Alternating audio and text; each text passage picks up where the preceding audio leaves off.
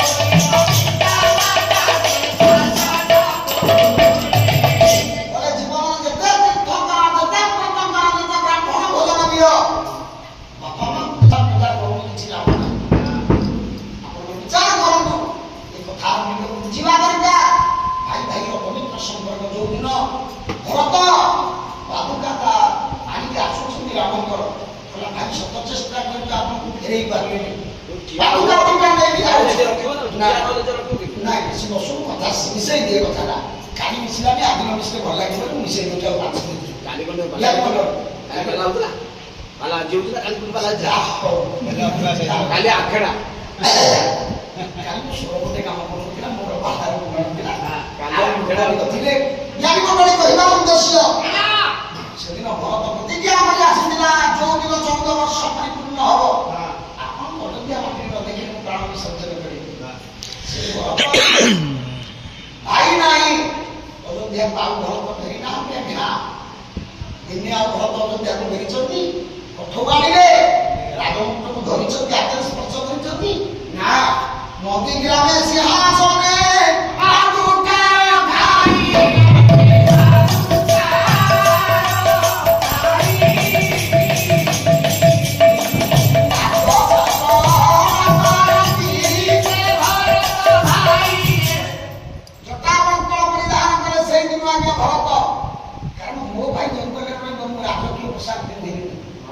ମୋ ଭାଇ ଫଳ ଖାଇବ ରାଜକୀୟ ଖାଦ୍ୟ ଖାଇବିନି ମୋ ଭାଇ ତଳେ ଶୋଇବେ ମୁଁ ସିଂହାସନରେ ବସି ଉଠିକି ପଣ୍ଡ୍ୟଙ୍କ ଉପରେ ସ୍ୱାଦ କରିବିନି ତଳେ ଶୋଇଲେ ଭରତ ସନ୍ନ୍ୟାସୀ ଜୀବନ ଯାପନ ବିତେଇଲେ ତାଙ୍କ ମୁଖରେ ଆଜ୍ଞା ଜଟା ଦାଢ଼ି ଦେଖନ୍ତୁ ତାଙ୍କ ମୁଣ୍ଡରେ ଜଟା ମୁଖରେ ଦାଢ଼ି ଗୋଳାକୃତ କରିଦେଲେ ରାମ ଖୁସି ହେଇଗଲେ ରାଜ୍ୟରେ ପ୍ରଜାମାନଙ୍କୁ ଧରେ ରଖିଛୁ ନା ଯାହା ଉପରେ ଏତେ ଉପରେ ଖୁସି ବାଟରୁ ବୁଝିଛି ଏବେ ମଧ୍ୟ କୋଉଠୁ ବୁଝୁଛି ତୁ ପ୍ରଜାମାନଙ୍କୁ ଆନନ୍ଦରେ ରଖିଛୁ ରାମ ତ ପ୍ରଜାବତ୍ସଳ ପ୍ରଜାପ୍ରିୟ କିନ୍ତୁ ମୋ ପ୍ରଜାମାନଙ୍କୁ 14 ବର୍ଷ ଘରେ ରଖିଛୁ ଭରତକୁ ଯାହା ମାଗିବୁ ମୁଁ ତାହା ଦେବି ନା ସତରେ ଭାଇ ଦେବେ ମୋ ଜୀବନରେ ମୁଁ ଆପଣଙ୍କୁ କିଛି ମାଗିନି ଆଜି ମାଗିବି ନା ହଁ ତୁ ଯାହା ମାଗିବୁ ମୁଁ ତାହା ଦେବି ନା ତାର ସତ୍ୟ ସତ୍ୟ ଥିବା ସତ୍ୟ ଯାହା ମୁଁ ମାଗିବି ଆପଣ ତାହା ଦେବେ ରାମ କହିଲେ ଆହୁରି ଗୋଟାଏ ସତ୍ୟ ସତ୍ୟ ପାଇଁ ମୁଁ 14 ବର୍ଷ ଧ୍ୟାନ ଚୁକ୍ତି ହେଇଥିଲି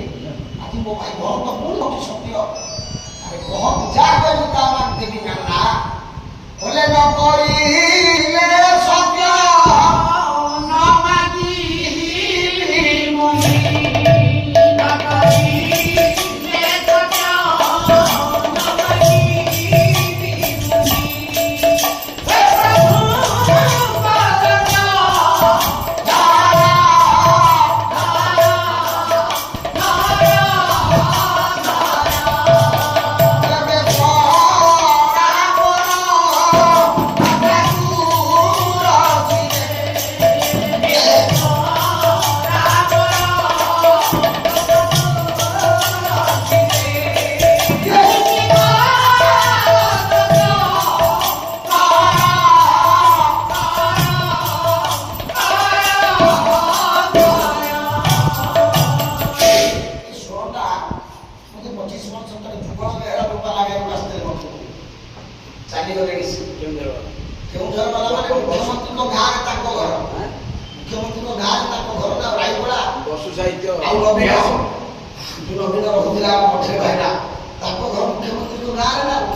ହେ ଜାଣିଛନ୍ତି ନା ନାଇଁ ନବୀନ ଘଟ ମୁଖ୍ୟମନ୍ତ୍ରୀ ନାଁରେ ନାଇଁ ପୁରୀରେ ଜାଗା ମିଳିଲାନି ତୁମେ ଯାଇ ସେ ଜଙ୍ଗଲରେ ପଡ଼ିଥିଲ କେତେ ଦିନ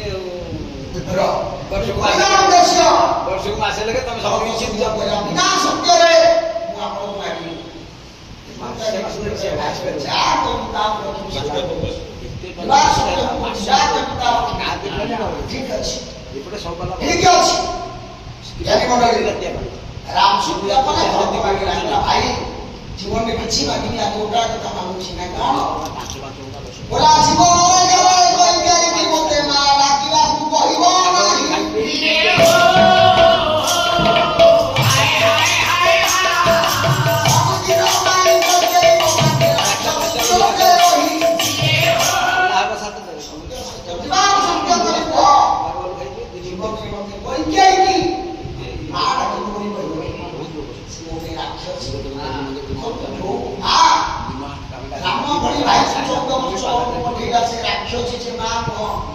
ଆଜି ପର୍ଯ୍ୟନ୍ତ ମୁଁ ତାଙ୍କୁ ମା ବୋଲି ଡାକିନି ଆପଣ ଯିବା ପରେ ଆପଣ ଭାରି ଦୟାଳୁ ମୁଁ ଜାଣିଛି ଆପଣ ତରୁଣୀ ଯିବେ ଆପଣଙ୍କର ଉତ୍ତର ବାଉଳା ହବ ଯାହା କରନ୍ତୁ ଆପଣ ଡାକନ୍ତୁ ମତେ ମା ଡାକିବାକୁ କହିବେନି ରାମ ସତ୍ୟ କରିଛନ୍ତି ରଘୁକୁଳ ରୀତି ସଦା ଚଳିଆଇ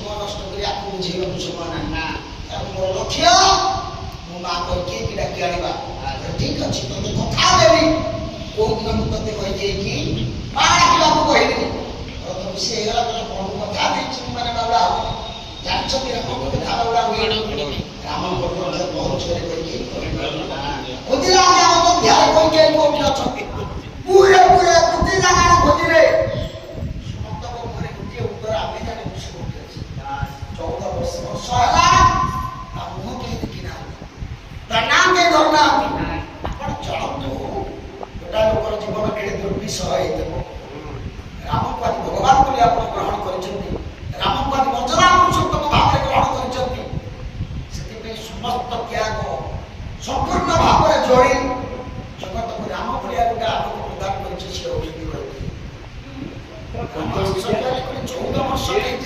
ଇଏ ବିଦ୍ୟା ସାଧନ କରୁଛନ୍ତି ସମସ୍ତଙ୍କୁ କହୁଛି ଚତୁର୍ଗୁଣ ସେ କିନ୍ତୁ ପଞ୍ଚମ ବିଦ୍ୟା ସାଧନ କରୁଛନ୍ତି ସଂସାର କରିବା ବିଦ୍ୟା ସହିତ ସେ ବିଦୁଷୀ ଥିଲେ ଗଣିତ ଜ୍ୟୋତିଷରେ ମାନେ ଯୋଉ ବିଜ୍ଞାନ ଶାସ୍ତ୍ର ଯୁଦ୍ଧ ଶାସ୍ତ୍ର ଆଉ ସେତିକି ବିଦୁଷୀ ନହେଲେ 14 ବର୍ଷ ତା ନାଁ କେହି ଧରୁନାହାନ୍ତି ତା ମୁହଁ କେହି ଚାହିଁନାହାନ୍ତି ଗୋଟେ ଲୋକ ବଞ୍ଚି ପାରିବ ଆତ୍ମହତ୍ୟା କରିଦେବା ସେ ବଞ୍ଚିଛି ନା କିନ୍ତୁ କାହା ପାଇଁ ବଞ୍ଚିଛି ଆପଣ ମାନେ ବୁଝନ୍ତୁ ଖୋଜିଲେ ରାମ ଖୋଜିଲେ ଜଣେ ସମ୍ବାଦ ଦେଲା କହିଲେ ଯାଅ ଯୋଉ ପୂର୍ବ ଭବନରେ ପୁଣି ଗଲା ଦିନ କହିଥିଲେ ଆଜି ସେ ସେଇ ଭବନରେ ସେଇ ଜାଗାରେ ସେଇଟା ତାର ଗ୍ରହଣ କରିଦେଇଛି ଭିତରକୁ ଦିଆହେଇଛି ଆଜ୍ଞା ଅବରୁଦ୍ଧ ହେଇଛି ଆଘାତ କରି ମା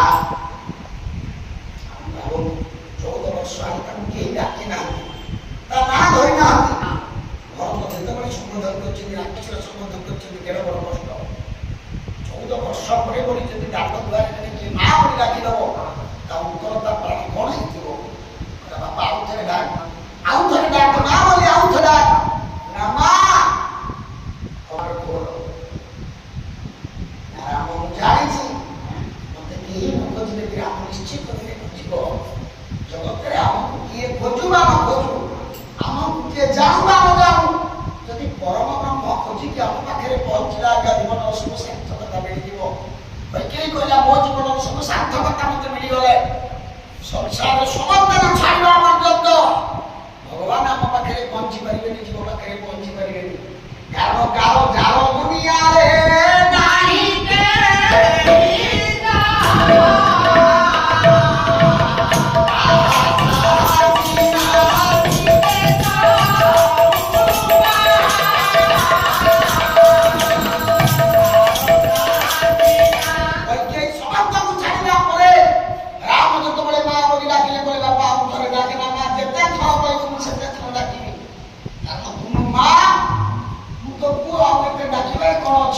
କବାଟ ଘୋର କବାଟ ନା ମତେ କେହି ନଥିବା ବେଳେ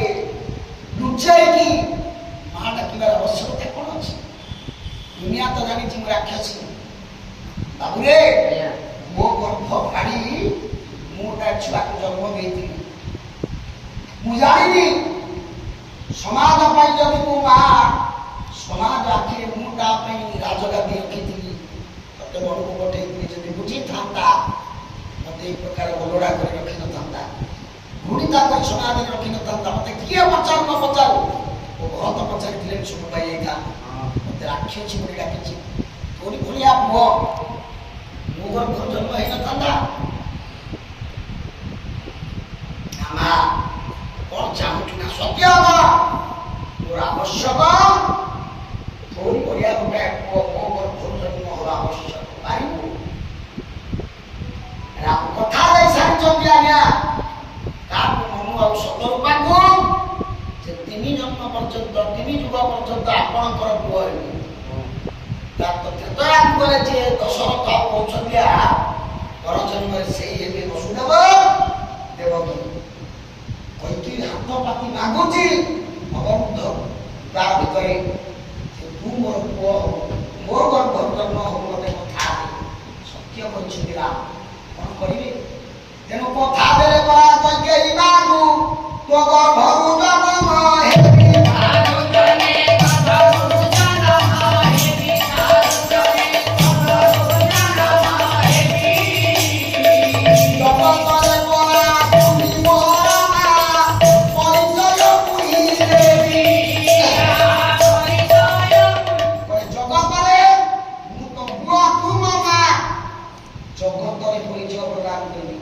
ସମସ୍ତଙ୍କ ଆଖି ଆଗରେ କହିବି ମୁଁ ତୋର ଜନ୍ମ ହେବି ତେଣୁ କଥା ଦେଇଥିଲି ସେପଟେ ଜନ୍ମ ହେଲେ ଦେବକୀ ଗର୍ଭରୁ କଥା ଦେଇଥିଲି କୈକେୟୀ ସେଇ କୈକେୟୀ ହଉଛନ୍ତି ପର ଜନ୍ମରେ ଯଶୋଦା ଆଉ ଥରେ ଜନ୍ମ ହେବାକୁ ପଡ଼ିଲା ସର୍ବୋଚ୍ଚ ଲକ୍ଷ୍ୟରେ ଯଶୋଦା ହଉଛି ମୋ ମା ବୋଲି ପ୍ରମାଣ ଦେବା ପାଇଁ ଗୋଟେ ପ୍ରଭାସ କ୍ଷେତ୍ରରେ ଆয়োଗ ସମସ୍ତଙ୍କ ଆଗରେ ମୁକ୍ତ କଣ୍ଠରେ ଭଗବାନ କୃଷ୍ଣ ସ୍ୱୀକାର କରିଦେଲେ ଯେ ଯଶୋଦା ହଉଛି ମୋ ମା ଏଇଥିପାଇଁ ଏ ପ୍ରକାର ନାଟକ ଦିଟା କୃଷ୍ଣର ଆବଶ୍ୟକ ପଡ଼ିଲା ଏଠି କେବଳ ଯଶୋଦା କଥା ରହିଲା ଆଉ ରହିଗଲେ କି ନନ୍ଦ ଯଦି ବସୁଦେବ ଇଏ ଦଶରଥ ହେଲେ ବସୁଦେବ କୌଶଲ୍ୟା ହେଲେ ଦେବକୀ କୈକେୟୀ ହେଲେ ଯଶୋଦା ତାହେଲେ ପଣ୍ଡିତ ମଣ୍ଡଳୀ କିଏ ସେ ଅଟନ୍ତି ନନ୍ଦ ବନାଇବେ ଗାନ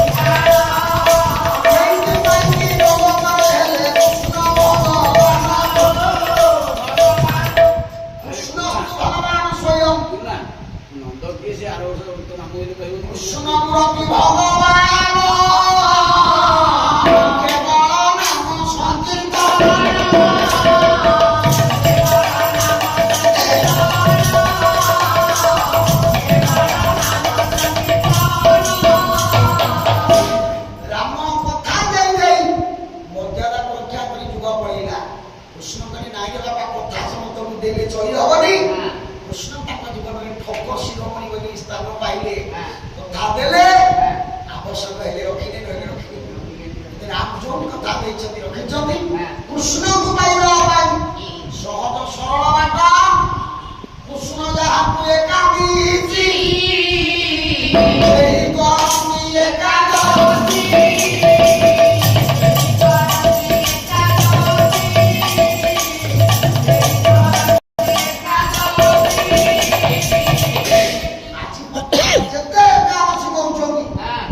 ଏକାଦଶୀ କରିବାର ସାମର୍ଥ୍ୟ ସମର୍ଥ ନାହିଁ ଯଦି ଉପାସ ରହିଗଲେ ଏକାଦଶୀ ହଉଥାନ୍ତା ଦୁନିଆରେ କେତେ ଲୋକ ଉପାସ ରହୁନାହାନ୍ତି ଆଜ୍ଞା ଚୁଡ଼ା କଦଳୀ ଖାଇଲେ ଏକାଦଶୀ ଯଦି ହଉଥାନ୍ତା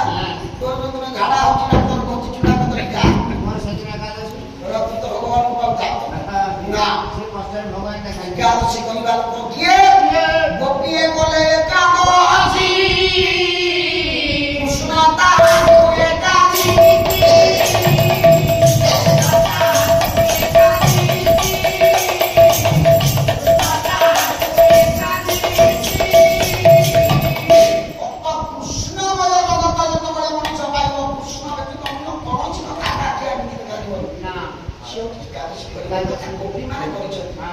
ଆପଣମାନେ ଦେଖିବେ ଗୋପୀ ମାନଙ୍କୁ କୃଷ୍ଣ ବ୍ୟତୀତ ଅନ୍ୟ କୌଣସି କଥା ଆଖି ଆଗରେ ଆସେ ନା ନଦୀ ମିଠା ଜଳ ଜଳ ଦିଦି ଗଲେ ଯେ ସନେ ହୋଇ ଲୁଣି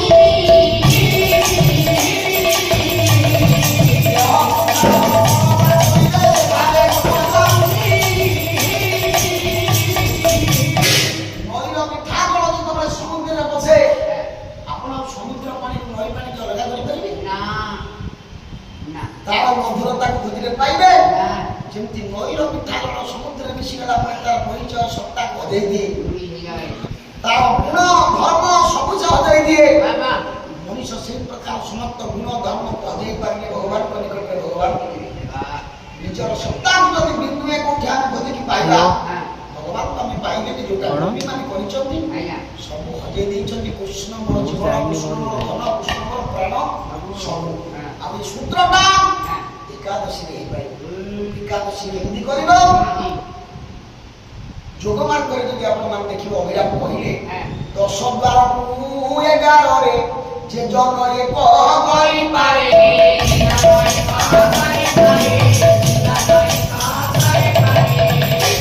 ମଣିଷର ଦ୍ୱାର ହଉଛି 10ଟା। 10ଟା ଦ୍ୱାରକୁ ଏକାଦଶ ଦ୍ୱାର ଯିଏ ଏକ କରିପାରିବ ସେହି କରନ୍ତି ଏକାଦଶୀ।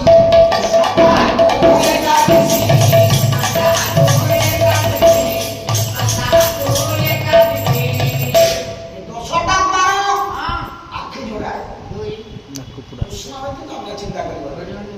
କର୍ଣ୍ଣ ଯୋଡ଼ିଏ କେତେ ହେଲା? ନାକ କେତେ ହେଲା?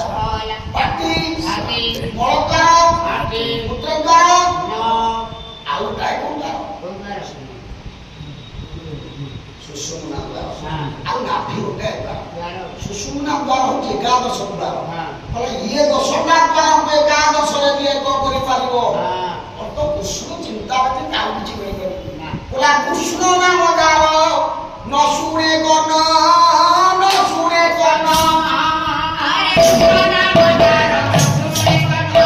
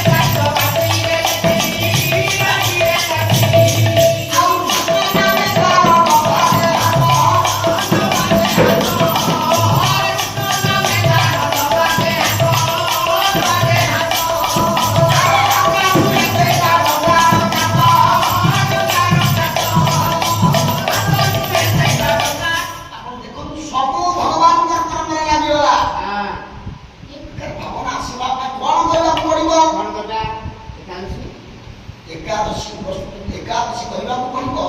ଆଉ ଏକାଦଶୀଟା ପ୍ରସ୍ତୁତ କରିବା ପାଇଁ ପଡ଼ିବ 10 ଦିନ। ଯୋଉ କଥା ବାବୁକାରୀ ପଚାରୁଥିଲେ 10 ଦିନ ଯିଏ ପ୍ରସ୍ତୁତ ହେଇନି ସେ ଏକାଦଶୀ କରିପାରିବ ନା ନା ଆଗରୁ ଏକା ପ୍ରସ୍ତୁତ କରିବ ଚାଉଳ ଡାଲି ଅରୁଆ ଚାଉଳ ଡାଲି ପ୍ରସ୍ତୁତ କରି କେମିତି ଏକାଦଶୀ କରିବ?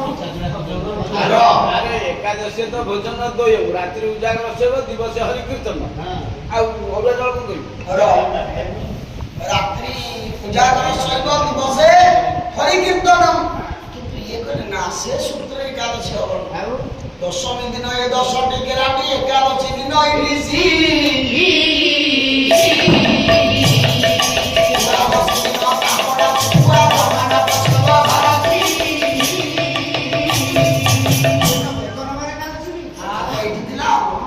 ଦଶମୀ ଦିନ 10ଟା କେରାଟି ଆମେ ବୁଝିଛେ ଆଜ୍ଞା କେରାଟି କହିଲେ ରୋହି ମାଛ ବାକି ଜ୍ଞାନ କରି ରୋହି ଅଲଗା କିରାଟି ଅଲଗା ଆଉ କଣ ଅଲଗା ଏକା ଥାକ ଏକା କାଟି ସେଇଟା ବଡ ହେଇକି ରହିବେ। ହଁ ସେଇଟା ବଡ ଆଉ ତ ମୋ ରୋଷେଇ କଥା ତତେ କହିଲା ସେଇଟା ବଡ ହେଇକି ସେଳୁରୁ ବଢିସା ଯେମିତି ସେଳୁର ମାଛକୁ ବଢିସା କମ ଦିଟା ଯାକ ମାଛ ନିମାଡ଼ି କିରାଟି ମାଂସ ତାକୁ ସଂସ୍କୃତରେ କୁହାଯାଏ ଭାଇନା କଣ ସଫରି ସଫରି ସଫରି ମାଛ ହଉଛି କଣ କେରାଟି ମାଛ ଗୋଟେ ଶ୍ଲୋକ ଅଛି ରୋହି ଆଉ କେରାଟି କଥା କହିଲା ରୋହି ଆଉ କେରାଟି ଉପରେ ଗୋଟେ ଶ୍ଲୋକ ଅଛି ନା ଅଗାଧ ଜଳ ସଞ୍ଚରୀ ନଗରମ ଜାତି ରୋହିତ ଅଦୃଷ୍ଟ ତମ ମାତ୍ରେଣ ସଫରି ସଫରା ଜଣେ ଅବସରପ୍ରାପ୍ତ ସଂସ୍କୃତ ଶିକ୍ଷକ ବସିଛନ୍ତି ଭାଇନାଙ୍କ ସଂସ୍କୃତ ବିଦ୍ୱାନ ପୁଣି ତ ସଂସ୍କୃତର କଥା ଆଉ ଆସନ୍ତାକାଲି ହେଉଛି ସଂସ୍କୃତ ଦିବସ ଆସନ୍ତାକାଲି ସଂସ୍କୃତ ଦିବସ ପ୍ରତି ବିଦ୍ୟାଳୟରେ ବର୍ତ୍ତମାନ ସରକାରଙ୍କ ନିର୍ଦ୍ଦେଶ କ୍ରମେ ସଂସ୍କୃତ ସପ୍ତାହ ଚାଲିଛି ସଂସ୍କୃତ ସପ୍ତାହ 12 ତାରିଖରେ ପୂର୍ଣ୍ଣାହୁତି ହନ୍ତା ଆପଣ ସଂସ୍କୃତି ଏପଟକୁ ଆସିଲେ ତ ଗୋଟେ ପାଳନ କରିବାକୁ କିଏ ଆମ ପାଇଁ ରୋଜା କରିଦିଆଛି ନା ମୋ ପାଳନ ହବ ନା ମୋ ବୋଉ ଅଛି ଯିବ ବାଟ। ଦିନରେ ପାଳନ ହବ ରାତିରେ ତ ପାଲା ଦିନରେ ରାତିରେ ବନ୍ଧା ଜାତିମଣ୍ଡଳୀ କହିବା ଉଦ୍ଦେଶ୍ୟ ମୋ ବୋଉ ଚଳେଇ ଦେବନି। ଅଗାଧ ଜଳ ସଞ୍ଚରୀ ନଗର ଜାତି ରୋହିତ ଅଗାଧ ଜଳରେ ଶୋଇଲା ପ୍ରାଣ ଅଗାଧ ଜଳରେ ଆମେ ଆପଣ ଦେଖିବେ ଗୋଟେ ସେ କିଛି ମାରି ହଉନଥିବ କି ଜଣକୁ ତ ଆପଣ ଜାଣିପାରିବେ ଆମର ମାଛ ଅଛି ଅଙ୍ଗୁଷ୍ଠ ମାତ୍ର ଜଳରେ ବା ଅଙ୍ଗୁଷ୍ଠ ମାତ୍ର ଜଳରେ ସରଫରି ମାଛ କେରାଟି ମାଛ ତ ସେ ଏଥିରୁ ମାରି ହବ ଆପଣ କୋଡ଼ିଏ କୁଇଣ୍ଟାଲ ମାଛ ଅଛି ଦେଖିଲା ତ 4ଟା କେରାଟି ଥିବେ 4ଟା କେରାଟି ଥିବେ କେରାଟିର ଧର୍ମ ହଉଛି ଅସ୍ଥିର କିଛି ଗୁଣ ଧର୍ମକୁ ଗ୍ରହଣ କରାଯାଇଛି ଦଶମୀ ଦିନ 10ଟା କେରାଟି କେରାଟିର ଗୁଣ ଯେମିତି ଆଜ୍ଞା ଅସ୍ଥିର ଏ ଶରୀର ଭିତରେ 10ଟା କେରାଟି ମାଛ ଅଛି ତା ଭିତରେ ହଁ କିଏ 10ଟା କେରାଟି ଅସ୍ଥିର ଗୋଟେ ସ୍ଥିର ନୁହଁ କିଏ ସେ ଅସ୍ଥିର କିଏ? କେରାଟି କିଏ 10 ଇନ୍ଦ୍ରିୟ ଇନ୍ଦ୍ରିୟ ଦୋଷ ଇନ୍ଦ୍ରିୟ ଏତେ ଅସ୍ଥିର ମଣିଷର ହଁ ଜ୍ଞାନେନ୍ଦ୍ରିୟ 5 ଆଜ୍ଞା କର୍ମେନ୍ଦ୍ରିୟ 5 ପାଞ୍ଚ ଦଶମୀ ଦିନ ଏ 10ଟା ଯାକ ଇନ୍ଦ୍ରିୟକୁ ହଁ ଆୟତ କରିବ ଦଶମୀ ଦିନ 10ଟା କେରାଟି କି ମାରିବ ଅର୍ଥ ଏମାନଙ୍କୁ ନିଷ୍କ୍ରିୟ କରିବ ହଁ 10 ଇନ୍ଦ୍ରିୟକୁ ଆୟତ ରଖିବ ବାସ୍ 10 ଇନ୍ଦ୍ରିୟ 10 ଶ୍ରବଣେନ୍ଦ୍ରିୟ ଘ୍ରାଣେନ୍ଦ୍ରିୟ ସ୍ୱାଦେନ୍ଦ୍ରିୟ ସ୍ପର୍ଶେନ୍ଦ୍ରିୟ ଆଉ ସ୍ୱାଦେନ୍ଦ୍ରିୟ ଚକ୍ଷୁ ଦର୍ଶନେନ୍ଦ୍ରିୟ ଘ୍ରାଣେନ୍ଦ୍ରିୟ ଦର୍ଶନେନ୍ଦ୍ରିୟ ଶ୍ରବଣେନ୍ଦ୍ରିୟ ଘ୍ରାଣେନ୍ଦ୍ରିୟ ସ୍ୱାଦେନ୍ଦ୍ରିୟ ସ୍ପର୍ଶେନ୍ଦ୍ରିୟ 5ଟା ଜ୍ଞାନେନ୍ଦ୍ରିୟ 5ଟା କର୍ମେନ୍ଦ୍ରିୟ ବାକ ପାଣି ପାଇ ଉପସ୍ଥ ଏ 10ଟା ଇନ୍ଦ୍ରିୟକୁ ଦଶମୀ ଦିନ ଆୟତ କରିବ ବାସ୍ ଖରାପ ପାଟିରେ କୌଣସି କର୍ମରେ ଲଗେଇବ ନାହିଁ ନା ଏକାଦଶୀ ଦିନ ଇଲିଶ ଇଲିଶ। ଆପଣ ଦେଖିବେ କେରାଟି ଗୋଟେ ମାଛ ହଁ ଇଲିଶ ଗୋଟେ ମାଛ ମାଛ ହଁ। ଅସ୍ତରଙ୍ଗ ବାବୁଙ୍କ ଘର ହଁ ଅସ୍ତରଙ୍ଗରେ ପ୍ରବଳ ଇଲିଶ ହଁ। ମାଛ ଭିତରେ ଇଲିଶ ମାଛ ହଉଛି ଶେଷ ଚାକିରି ଭିତରେ ପୋଲିସ ହଁ ତାହେଲେ 11ଟା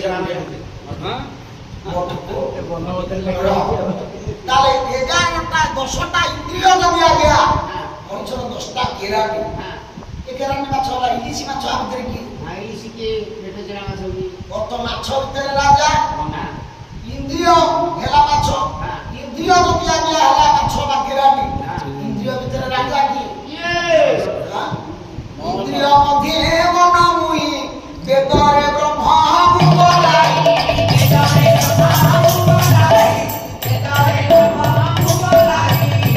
ଇନ୍ଦ୍ରିୟ ମାନଙ୍କ ଭିତରେ ମନ ହଉଛି ରାଜା ମାଛ ମାନଙ୍କ ଭିତରେ ଇଲିଶ ହଉଛି ରାଜା ଅର୍ଥ ଏକାଦଶୀ ଦିନ ମନ କିଛି ମନ କୁଆଡେ ନବ ନା ଯୋଉ ଯୋଗୀ ଲୋକ କି ଏକାଦଶୀ କରୁଥିବ କଲା ନା ଏମିତି ଏକାଦଶୀ କରିବା ମନ କୃଷ୍ଣ ଚିନ୍ତା ଚେତନା ବ୍ୟତୀତ ଆଉ କୁଆଡେ ନାହିଁ ଆଜ୍ଞା ଦ୍ୱାଦଶୀ ଦିନ ତାମ୍ପଡା ଶୁଖୁଆ ଚୁଙ୍ଗୁଡ଼ି ମାଛ ଏଇଟା ଚୁଙ୍ଗୁଡ଼ି ବଙ୍କା।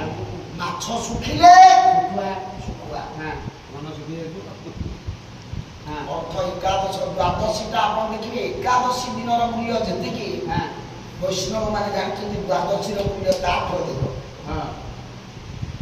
ଆପଣ ଦେଖିବେ ଏକାଦଶୀରେ ତୁଳସୀ ଚୟନ କରି ହବ ଏକାଦଶୀରେ ତୁଳସୀ ଚୟନ କରାହବନି। କାହିଁକି ନା ଏକାଦଶୀରେ ଆପଣ ଗଣ୍ଡୁଷେ ମାତ୍ର ଜଳରେ ତୁଳସୀ ପତ୍ରକୁ ଭକ୍ଷଣ କରିପାରିବେ। ଦ୍ୱାଦଶୀରେ ଶେତକବି କରିବା କଥା ନୁହଁ। ପ୍ରକୃତରେ ଉପବାସଟା ଶାସ୍ତ୍ର ବିଧାନରେ ଦ୍ୱାଦଶୀ। ଆମର ବଳ ନାହିଁ ଆଉ ଦ୍ୱାଦଶୀ ଦିନ ଉପବାସ ରହିବା ପାଇଁ, କିନ୍ତୁ ତରବର ହେଇକି ଚଞ୍ଚଳ ଗୋଟେ ଖାଇଦବ। ଖାଇବ ଦେଇକି ଖାଇବ ନା ଖାଇବ ଦେଇ ସାଇଲେ ଖାଇବ। ତା ତ ଦବା ବିଧିଟା କାହିଁକି ହେଲା? ବଳି ବାଟ। ତା ଅର୍ଥ ମୁକ୍ତି ପାଇକିରି ବଳା ବାଟଟା ତିଆରି କରିବା ପାଇଁ ଦେଇକି ଖାଇବା କଥା। ପାରଣା ବେଳ ହେଲେ ତାକୁ ଦେଇକି ଖାଇବ ନା ନା ବୁଝିପାରିଲେନି କି? ପାରଣା ବେଳ ଏଇଥିପାଇଁ ଯେତେବେଳେ ଆମେ ଦ୍ୱାଦଶୀ ଦିନ ଆଉ ବଳ ନାହିଁ, ଛାଡ଼ ଗୋଟେ ବ୍ରାହ୍ମଣକୁ ଦେଇଦେବା, କାହାକୁ ଦେଇଦେବା, ଭୋଜନ ଦେଇକି ଆମେ ଖାଇବା। ବାଟ ତକ ସିଏ ମୁଁ ଦେଇକି ନଉ। ଆଜି ମୁଁ ଯାଇଥିଲି ଆନନ୍ଦ ବଜାରକୁ, ସତ କଥା। ଆନନ୍ଦ ବଜାରକୁ ଆସିଲା ବେଳେ ବ୍ରାହ୍ମଣ ମାନେ ମାଗୁଛନ୍ତି ଖାଇବା ପାଇଁ, ବ୍ରାହ୍ମଣ ଭୋଜନ ଦିଅ। ମୋ ମନରେ ଭାବନା ଆସିଲା, ଅର୍ଥ ଯେଉଁ ଲୋକ ବ୍ରାହ୍ମଣ ଭୋଜନ ଗ୍ରହଣ କରୁଛନ୍ତି, ବ୍ରାହ୍ମଣ ଭୋଜନ ତେଣୁ ଦଉଛି, ସେ ଦଉଛି କାହିଁକି ନା ତାଙ୍କର ହବିଡ଼ା ଥିଲେ ବା କୌଣସି ଅନିଷ୍ଟ ପଡ଼ିଥିଲେ, କ'ଣ ଅସୁବିଧା ଥିଲେ, ନା ତ ସେ ଅସୁବିଧାଟାକୁ ବ୍ରାହ୍ମଣକୁ ଦଉଛି, ତା ସାଙ୍ଗରେ ଦକ୍ଷିଣା ଦେବ ଦଉଛି। ବ୍ରାହ୍ମଣ ତାକୁ ନବା ପାଇଁ ବାଧ୍ୟ। ତାର ବ୍ରାହ୍ମଣ ନେଇ କରୁଛି କ'ଣ ନା ଅଗ୍ନିଟାକୁ ଆହୁରି ତେଜିଆ ହଉଛି ବ୍ରାହ୍ମଣ। ଅଗ୍ନି ଯଦି ଯାହା କହିଲେ ଭସ୍ମ ହେଇଯିବ, ବ୍ରାହ୍ମଣ ତା ଭସ୍ମ କରିଦଉଛି। ଆପଣ ଦେଖନ୍ତୁ, ବ୍ରାହ୍ମଣ ବି ବାରମ୍ବାର ପାଇବେନି, ପାପ କାହାକୁ ଛାଡ଼ିବି, କର୍ମ କାହାକୁ ଛାଡ଼ିବି। ଯଦି ଆଉ ଜଣଙ୍କ ପାପ ଟ୍ରାନ୍ସଫର ହେଇପାରୁଛି, ତାକୁ ବ୍ରାହ୍ମଣ ନବ ନା। ଆଉ ସେ ବ୍ରାହ୍ମଣ ଯଦି ତାକୁ ହଜମ କରିବାର ସାମର୍ଥ୍ୟ ନଥିବ, ଯେ ଆମେ ଅରୁଆ ଖାଇକି ହଜମ ନ କରିପାରିବେ, ସେ ଅରୁଆ ଖାଇଲେ କ'ଣ ହବ? ତେଣୁ ଯୋଉ ବ୍ରାହ୍ମଣ ପାପକୁ ଖଣ୍ଡନ କରିବାର ସାମର୍ଥ୍ୟ ନଥିବ, ସେ ପାପକୁ ନେଇଲେ କ'ଣ ବିପଦ ଆସିବ, ନିଶ୍ଚିତ କଥା। କହିବାର ଉଦ୍ଦେଶ୍ୟ, ଦ୍ୱାଦଶୀ ଦିନ ମୋଟେ ଭୋଜନ ନାହିଁ, ସେଦିନ ପୁରା ଉପବାସ। ତାପରା ଶୁଖା ପରା, କିନ୍ତୁ ଆମେ ବ୍ରାହ୍ମଣ ଭୋଜନ ଦେଇଦେଇ, କାହିଁକିନା ବ୍ରାହ୍ମଣ ମୁଣ୍ଡରେ ସେ ଟୀକା ତକ ଲଦି ଦେଇ ଆମେ ଉଦ୍ଧାର ପାଇଯିବା। ଇଏ ହେଲା ଏକାଦଶୀର ବିଧାନ। ଆଉ ଦ୍ୱିତୀୟ କଥା, ଏକାଦଶୀ ମୋଟେ ନ କରି ଭଗବାନଙ୍କୁ କେମିତି ପାଇପାରିବେ? ମୁଁ ତ ଗୋଟାଏ ଥାକ ମନ୍ଦିର ଆମେ କରିଥିଲି ସେଦିନ ଲୋକ ଏତେ ଖୁସି ହେଇଥିଲେ। ମୁଁ ସ୍କୁଲରେ ଥିଲାବେଳେ ମୋତେ 20ଟା ଖଣ୍ଡେ ଫୋନ୍ ଗୋଟେ ଆସିକି ବାହାରୁ ଖାଲି ଏକାଦଶୀ କଥା ବହୁତ ଆନନ୍ଦ ଦେଲା। ଏକାଦଶୀ ବ୍ରତ ମୋଟେ ନ କରି ପେଟେ ଭାତ ଖାଇ, ଭାତ ଡାଲମା ପେଟେ ଖାଇ ସେ ଲୋକ ଭଗବାନଙ୍କୁ ପାଇଲା। ବାବାଟି ମଠରେ ବସିକି ଉପବାସ କରିକି ଭଗବାନଙ୍କୁ ଦର୍ଶନ କରିପାରିଲେ। ତା ଅର୍ଥ ଏକାଦଶୀ ଗୁଣ ଅଛି ଆଜ୍ଞା, ଗୁଣରେ ଆଉ କର୍ମରେ ବା ଧର୍ମରେ। ଯେ ପର୍ଯ୍ୟନ୍ତ ଗୁଣ କର୍ମ ଆମର ଠିକ ନାହିଁ, ଇନ୍ଦ୍ରିୟକୁ ଆୟତ୍ତରେ ଆମେ ରଖିନେ, ମନକୁ ଆୟତ୍ତରେ ରଖିନେ, ମନ ଇନ୍ଦ୍ରିୟକୁ ଠିକ ଭାବରେ ଶୁଖେଇ ଦେ, ଉପବାସ କରି ଲାଭ ନାହିଁ। ଉପବାସ ଅର୍ଥ କ'ଣ? ଯେମିତି କୁଳସ୍ୟ ସମୀପମ୍ ଉପକୂଳ, ବାସସ୍ୟ ସମୀପମ୍ ଉପବାସ। ଭଗବାନଙ୍କ ନିକଟରେ ବାସ କରିବା ହେଉଛି ଉପବାସ। ଉପବାସ ଅର୍ଥ ଉପବାସ ରହିବା। ହଉ ସମୟ ହେଲା।